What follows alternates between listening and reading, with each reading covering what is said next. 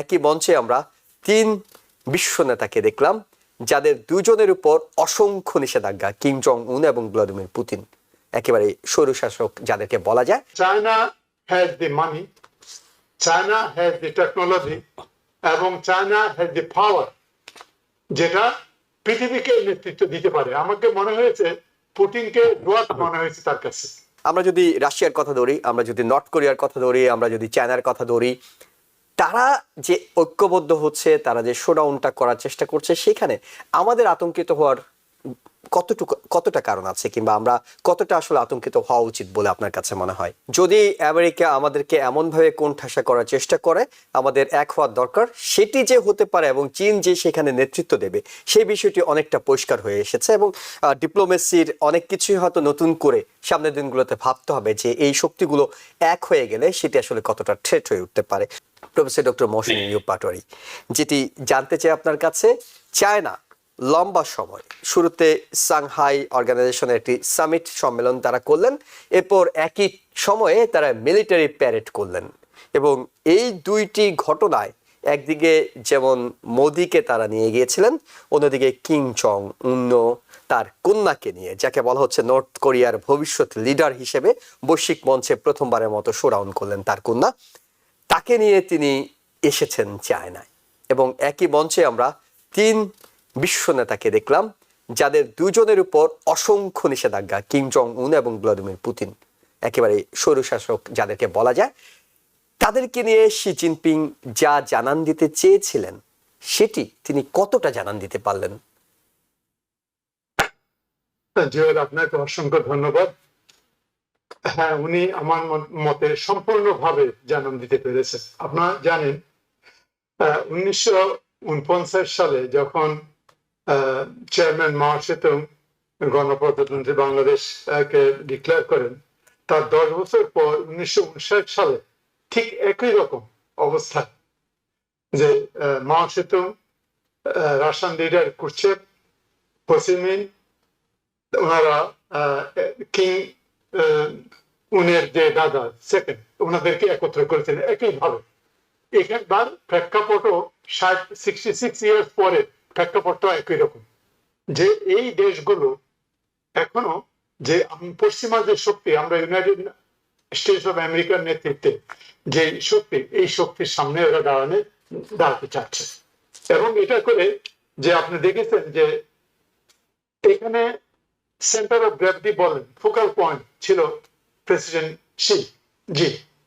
তার আপনার বলেছেন যে এক পাশে হলো প্রেসিডেন্ট পুতিন, আর এক পাশে হলো প্রেসিডেন্ট কিম জং, এবং উনি সেন্ট্রাল পয়েন্ট। উনি পৃথিবীকে দেখাতে চেয়েছেন যে China has the money, China has the technology এবং চায়না হ্যাজ দি পাওয়ার, যেটা পৃথিবীকে নেতৃত্ব দিতে পারে। আমাকে মনে হয়েছে পুতিনকে ডোয়ার্ফ মনে হয়েছে তার কাছে এই মুহূর্তে।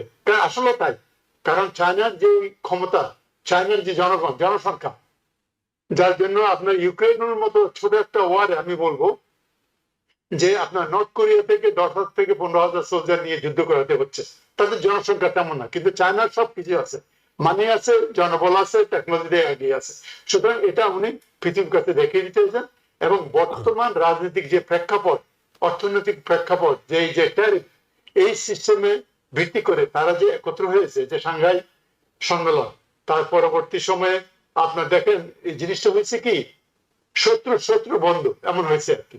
যেমন ইন্ডিয়ার ব্যাপারটা দেখেন, হ্যাঁ, ইন্ডিয়াকে নিয়ে গেছে, তার সাথে একটা সমঝোতার চেষ্টা করা হচ্ছে। India is a big power, regional পাওয়ার।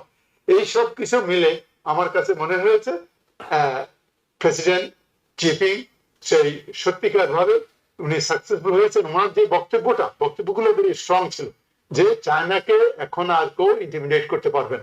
হ্যাঁ, এটা উসিলা নিয়েছে যে 80 বছর পূর্তি অনুষ্ঠান, যে জাপানকে তখন পরাজিত করা হয়েছে সেকেন্ড ওয়ার্ল্ড ওয়ারে, সেই অনুষ্ঠানটা করে। এবং এটা এত অ্যাট্রাকটিভ, ইভেন প্রেসিডেন্ট ট্রাম্পও বলেছে যে it was magnificent, it was very good, very nice. আবার একটা কথাও বলেছেন যে ওনার আমার বন্ধু, এই তিন নেতাই আমার ফ্রেন্ড। আরে না, উনি তো এখন এক কথা বলে আরেক কথা বলে, আবার বলছেন যে তারা আমাদের বিরুদ্ধে ষড়যন্ত্র করছে। আমার মতে president Xi Jinping, he was very successful. He wanted to carry the message worldwide, এবং ওয়েস্টার্ন আমরা যারা আছি আমেরিকা এবং ইউরোপ, আমরা এখন মোটামুটি আমাদের একটু কেয়ারফুল হতে হবে। তো একটা জিনিস আপনি দেখেন, টেকনোলজির উপরে আমরা এখন আগিয়ে আছি। পৃথিবীতে এখন প্রায় 2.9 ট্রিলিয়ন, $3 ট্রিলিয়ন মতো খরচ হয় সমরাষ্ট্রে, রাইট, ডিফেন্সে। এই 3 ট্রিলিয়ন মধ্যে ইউনাইটেড স্টেটস একাই খরচ করে ক্লোজ টু 1 ট্রিলিয়ন পার ইয়ারের কথা বলছি। আর ক্লোজের যারা, তারা হলো চায়না। চায়না করে মাত্র 314 বিলিয়ন, আর রাশিয়া করে 149 বিলিয়ন, আর ইন্ডিয়া করে ধরেন আপনার 86 to 88, জার্মানি 88, ইন্ডিয়া 86। এই খরচের পরেও আপনি দেখেন যে টেকনোলজিটা এগিয়ে আছে কেন? তাদের ম্যান পাওয়ারটা ওখানে রিলেটিভলি কম, আর টেকনোলজিক্যালি ওরা দ্রুত এগিয়ে যাচ্ছে, আপনি ক্যাচ আপ করতেছে খুব দ্রুত। আমি দেখেছি, আপনি যদি 20 বছর আগে যখন আমরা ল্যাবে দেখতাম, গ্রাজুয়েট স্টুডেন্টের মধ্যে প্রতি 10 জনে 6 জন চাইনিজ স্টুডেন্ট ছিল, পিএইচডি করতে আসতো আর কি। আর এখন সেটা নাই, কারণ তখন চায়নার পাবলিকেশন গুলো যদি আমরা দেখতাম, তখন দেখতাম যে ফার্স্ট গ্রেড পাবলিকেশন তেমন একটা ছিল না। এখন পৃথিবীর 20টা বড় ইউনিভার্সিটির মধ্যে চায়নাতে 3-4টা আছে। সুতরাং তারা যে এগিয়ে যাচ্ছে, এই যে ডিসপ্লেটা, সে এগিয়ে যাওয়াটা ডিসপ্লে, এটা একটা, আমার মতে এটা একটা মনোরম হতে পারে যে তাইওয়ান, তুমি আমাদেরকে দেখো, রাইট, কোন এক সময় যদি তোমরা এইভাবে না আসো শান্তিপূর্ণ ভাবে, কোন এক সময় আমরা একটা করতেও পারি, রাইট, আমরা দখল করে নিতে পারি। এবং এই মুহূর্তে নৌবাহিনীর বেশি অস্ত্রশস্ত্র কিংবা দেখানো হয়েছে, নৌবাহিনীর বেশি প্রযুক্তি দেখানো হয়েছে, যেটি তাইওয়ানের জন্য এক ধরনের সিগন্যাল বলে অনেকে মনে করছেন যে তাইওয়ানকে যদি দখল করতে হয় কিংবা নিজের অংশ করে নিতে হয়, সেক্ষেত্রে নৌবাহিনীকে সক্রিয় ভূমিকা রাখতে হবে। শি জিনপিং সেই বার্তাটি বেশি দেওয়ার চেষ্টা করেছেন বলেও অনেকে মনে করছেন। অফকোর্স করেছে। আপনাদের এই যে আন্ডার ওয়াটার ড্রোন যেটা, তারপরে এই যে নেপাল, পৃথিবীতে একটা নাম্বার অফ শিপে কিন্তু তারা অনেকে এগিয়ে গেছে। বলছে ইউএস যদি 2টা শিপ তৈরি করে, তারা 30টা শিপ তৈরি করতেছে এভরি ইয়ার, শিপ বিল্ডিং করতেছে, এবং ওরা প্যাসিফিকটাকে ওরা সেভ করার জন্য, সাউথ চায়না সি এবং প্যাসিফিকটাকে ওরা সিকিউর করার জন্য তারা করছে। এবং জাপান তো তাদের একসময় শত্রু ছিল, হ্যাঁ, তো জাপান এবং তাইওয়ানকে কেন্দ্র করে তারা হচ্ছে, এবং তাদের শক্তি আছে, জনবল আছে। এবং এটা আরেকটা জিনিস কেউ কেউ বলে যে চায়নার অর্থনীতি গত 5 বছর আগে যেরকম দ্রুত গতিতে বৃদ্ধি পাচ্ছিল, সেই গতিতে যাচ্ছে না। তবে সেটা যেমন আপনার রিয়েল এস্টেট ইস্যু ছিল, বিভিন্ন ইস্যু ছিল, এই সময় এই জিনিসটাও ন্যাশনালিজমটাকে নিয়ে এসে, এটা একটা ন্যাশনালিজম কিন্তু বিরাট ন্যাশনালিস্টিক একটা প্রাউড ফর দ্য নেশন, এটা নিয়ে এসে মোটামুটি উনি কিছুটা ডাইভার্ট করতে চাচ্ছেন। বিশেষ করে চায়নাতে একটা মিডল ক্লাস, বিরাট মিডল ক্লাস তৈরি হয়েছে, যারা একটা কনজিউমার সেকশন তৈরি হয়েছে, ওরাই অ্যাকচুয়ালি রাজনীতিকে মোটিভেট করবে future. Middle class always every country দেবে, এবং ওইটাও একটা যুক্তি হতে পারে। তবে উনি ইউনাইটেড করেছেন, এবং তারা যে খুবই অ্যালায়েন্স কমপ্লিটলি তা না হতে পারে, বাট আপাতত ওনারা দেখিয়েছেন যে না, ওনারা একত্রে। তবে এটা কোনো সামরিক কোনো জোট না, ইরানকে নিয়ে আসতে ইরান ফ্রন্ট লাইন ছিল না, এটা কোনো সামরিক জোট না। তবে ইন ফিউচার আমরা কত প্রেসার দেব, এটা তো জাস্ট ইকুয়েশনের ব্যাপার, দাওয়াত চাল। আমরা কত প্রেসার দেব, সেই প্রেসারের উপরে নির্ভর করবে ব্রিক্স কতটা স্ট্রং হবে, আর তারা সামরিক জোটের দিকে যাবে কিনা।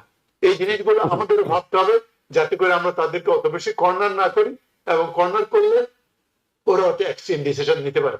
এটা কোনো স্ট্র্যাটেজিক ডিসিশনের ব্যাপার। জি, শেখ আল মামুন, যেটি প্রফেসর ডক্টর মহসিন পাটোয়ারি বলছিলেন যে আমেরিকা কিংবা পশ্চিমা শক্তিকে সতর্ক হতে হবে। আবার অনেকেই বলছেন যে হয়তো এই শোডাউনের মাধ্যমে তারা আতঙ্ক তৈরি করতে চেয়েছে, কারণ একদিকে যখন দেখা যাচ্ছে আমেরিকা কিংবা ন্যাটো অন্যদের মধ্যে এক ধরনের আস্থার সংকট তৈরি হচ্ছে, ঠিক একই সময় গিয়ে ঐক্যবদ্ধতার কথা তারা বলছে।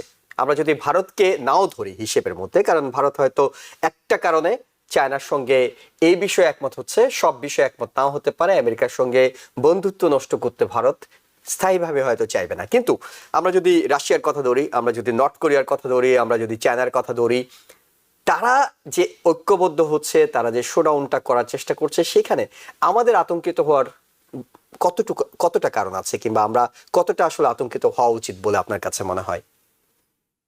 Well, এখানে আতঙ্ক, first of all, Dr. Patori যেটা বললেন যে it's not a NATO-like alliance. Like, if somebody one of them is attacked, then the rest of the member will come and help them out or defend them. So it's not like that kind of negotiation, so or agreement or none of this. So it's all a bilateral. That will say what যুদ্ধের সময় we are friend, we're going to support you as much as possible. কিন্তু China কিন্তু beside buying the Russian oil, China কিন্তু পর্যন্ত কোনো প্রকারে তাদের missile বা কোনো অ্যামুনিশন কোনো সাপোর্ট এখনো দেয়নি, কিন্তু এটা কিন্তু এভিডেন্স থেকে দেখা যায়নি। Beside North Korea যেটা ট্রু দিছে। So এখানে চায়না যেটা চাইছে যে they wants to project their force, project their strength. So এখানে সে খুব ভালোভাবে সে প্রজেক্ট করছে তার ফাইটার জেট দিয়ে হোক বা নাভাল হোক বা ক্রুজ মিসাইল আন্ডার ওয়াটার দিয়ে। মেইনলি তাইওয়ানকে তাদের Taiwan is not a still country, আমরা জানি যে so Taiwan is part of China, greater China, and তাইওয়ানকে তারা চায় ultimately be part of the Chinese Communist Party and China is part of the China, greater China. তো এইটাকে করার জন্য আমেরিকাকে কাইন্ড অফ ইনডাইরেক্ট থ্রেট বলেন বা ইনডাইরেক্ট ফোর্স বলেন, সেটাই কিন্তু সে দেখাইতে চাচ্ছে। লুক, এখন we don't have to go to the war because we are a bigger country, more powerful country, but if you really try to fight with me, I could show you that I'll win in this game because I have the, according to the economic power, আমরা জানি still even though America is $29 trillion GDP, China is not behind. China is like, after the last 10 years দেখেন, their economy grow really so fast. Now their GDP is almost $19 trillion, 19 point some. So they're catching up. By 2050, China will catch up with the American economy as well. But it's not that. It's not that China wants to go to the war with America tomorrow. China wants to show that I am growing stronger. I could produce all different ships and everything that you have, and it could have a big fight. And in that fight, you're going to lose. So we better sit down and negotiate for the, especially the Indo-Pacific, যেসব আইল্যান্ডগুলো হোক বা অশানগুলো হোক যেখানে আমেরিকার huge access আছে, এটাকে তারা somehow এটাকে আমেরিকার এইটাকে তারা বন্ধ করার জন্য ই করতেছে। তো এটা যদি আমেরিকার এগুলো যদি কমাইতে পারে তাহলে definitely Taiwan is nothing. Taiwan they could take within a few days. তারা যদি ব্লক করে দেয় তাইওয়ানকে চারিপাশ দিয়ে পানি, যেহেতু Taiwan is surrounding all this area, they have the only water. তো সেটা চায়না যদি চায়, চায়না করবে, কিন্তু China is not, I don't think is ready to do this kind of thing. It's simply projecting their strength and force to the world and especially to the United States. But again, India and Russia, India and China, they're not going to support each other during the war. We already saw that. China তাদের force পাঠায়নি, তাদের ammunition পাঠায়নি, তাদের financial কোনো commitment দেয়নি, আমি তোমাকে $1 billion loan দিলাম because you're in crisis. But yes, they're buying some materials from Russia in this critical time. North Korea 10,000 শূন্য দিচ্ছে, বাট স্টিল আমরা জানি যে নর্থ কোরিয়া, যদিও রাশিয়া বলছে যে yes will support your nuclear capable বা নিউক্লিয়ার কান্ট্রি হিসাবে, কিন্তু চায়না কিন্তু এটাকে এখন অ্যাপ্রুভ করে নাই। So we don't see any kind of regional or big type of defense cooperation among those countries. কিন্তু একটা বার্তা সম্ভবত পরিষ্কার তারা দিয়েছেন, সেটি হলো যে যদি প্রয়োজন হয় তাহলে আমরা এক হতে পারি।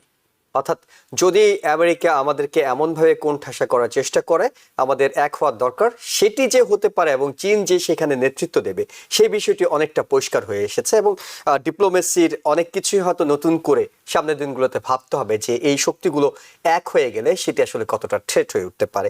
প্রফেসর ডক্টর মৌসুমী পাটোয়ারী, আপনার কাছে জানতে চাই, শুরুতে বলছিলাম যে তারা হয়তো এই শোডাউনটি করছিল, কিন্তু তারা 3 বিশ্ব নেতাই সেখানে বসে ভাবছিলেন যে কেউ একজন দেখছেন, তারা তাকে মিস করছিলেন, এবং মিস করার একটা অংশ যাকে মিস করছিলেন তিনিও বলছিলেন যে হ্যাঁ আমিও দেখছি, কিন্তু তোমাদের অনুষ্ঠান আমি দেখছি, ভাল লাগছে।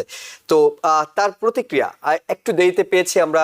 সাংহাই সম্মেলন নিয়ে খুব একটা প্রতিক্রিয়া তিনি জানাননি, কিন্তু যখনই তিনি ভাবছিলেন যে কিম জং উনের সঙ্গে তিনি দেখা করবেন, শির সঙ্গে তিনি দেখা করবেন, কিন্তু তারাই আগে তার সাথে নিজেরা দেখা করে নিয়েছে। তার প্রতিক্রিয়া, তিনি ষড়যন্ত্রের কথা বলছিলেন, সেটা সোশ্যাল মিডিয়ায় যেটা হওয়া দরকার ছিল কিংবা যে ধরনের প্রতিক্রিয়া তিনি জানান, তার কতটুকু তিনি জানালেন? প্রেসিডেন্ট ট্রাম্পের তো বক্তব্যতে আমি খুব সবসময় একটা স্টেবিলিটি দেখি না। এক সময় বিরুদ্ধে কথা বলেন, পরবর্তী মুহূর্তে বলেন সে আমার বন্ধু, রাইট? তো এটা কি ধরনের বন্ধু আমি ঠিক জানি না, রাইট? তিনি সবাইকে বন্ধু বলেন, তিনি শি জিনপিংকে বন্ধু বলেন, তিনি মোদিকে বন্ধু বলেন। এটা তো উদারতার জায়গা কিংবা অ্যাপ্রোচের জায়গা থেকে সবাইকে বন্ধুত্বের আহ্বান জানান। এখন বন্ধুত্ব যদি কেউ না রাখে সেটা তো আর ওনার দোষ না। না, তবে একটা জিনিস কি জুয়েল, আপনার সাথে আমার বন্ধুত্ব এক জিনিস, কিন্তু আপনার যখন ন্যাশনাল ইন্টারেস্ট আসবে,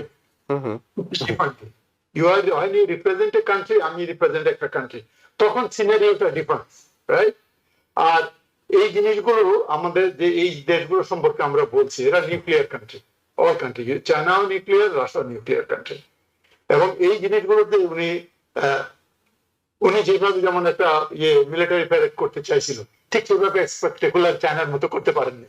ওটাও মনে মনে হয়তো ওনার একটা দুঃখ থাকতে পারে যে এরা আমেরিকান সিস্টেম এলাও করে নাই তাকে ওইভাবে করতে পারে। America has huge technology, huge military, চায়নার চেয়ে অনেক বেশি আছে, চাইলে দেখাতে পারতো।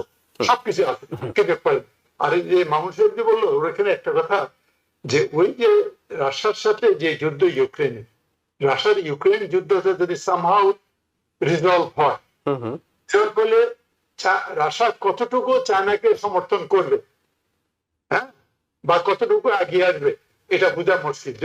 যদি আমরা প্রেক্ষাপট দেখি, সেই 66 ইয়ার্স এগো কিন্তু আমি বলছিলাম যে একই জায়গায় কিন্তু একই দেশের লোকগুলো একত্র হয়েছিল, এর মধ্যে অনেক কিছু পানি গড়িয়েছে, তারপরে দেখেন ঘুরে ঘাড়ে কিন্তু তারা আবার এক জায়গায় এসেছে। তো আমার মনে হয় এটা এখন লুজ হইলেও কোন এক সময় আইডিওলজিক্যাল পয়েন্ট অফ ভিউতে বা জিওপলিটিক্যাল ভিউতে তারা কিন্তু মোটামুটি কাছে আসবে, কিন্তু ঠিক সিরিয়াসলি সিমেন্টেড হবে না লাইক নেটো। নেটো যে আর্টিকেল 5 যে এক দেশ আক্রান্ত হলে আর দেশ হবে, এটা ওরা করবে না। তবে তারা ইকোনমিক্যালি ওয়েস্টার্ন এর উপরে একটা প্রেশার করবে থ্রো ব্রিক্স দিয়ে, রাইট? এবং ইউ নেভার নো, খুব আমি সেটাই বলছি যে আমাদের এগুলা ওয়াচ করতে হবে carefully, right? You never know, আমরা বেশি প্রেশার দিলে BRICS may end up to be another NATO, economic NATO or military NATO হতে পারে। এই জিনিসগুলো কিন্তু আমাদের নেতাদের অত্যন্ত কেয়ারফুলি জিনিসগুলোকে ডিল করতে হবে, কারণ এখানে আমি আর আপনি ডিল করতেছি না, ডিল করতেছি যে এইসব লোকদের কিন্তু হান্ড্রেডস অফ নিউক্লিয়ার ওয়ারহেড আছে, তাদের মানি আছে, এসব কিছু। সুতরাং এটা স্ট্র্যাটেজিক্যালি আমাদের নিশ্চয়ই আমাদের ইন্টেলিজেন্স সিস্টেম, আমাদের নেতারা এগুলা চিন্তা করে যাচ্ছে আর কি। নিউ ইয়র্ক থেকে সম্প্রচারিত TVN 24 টেলিভিশন বিশ্বজুড়ে বাঙালির কণ্ঠস্বর।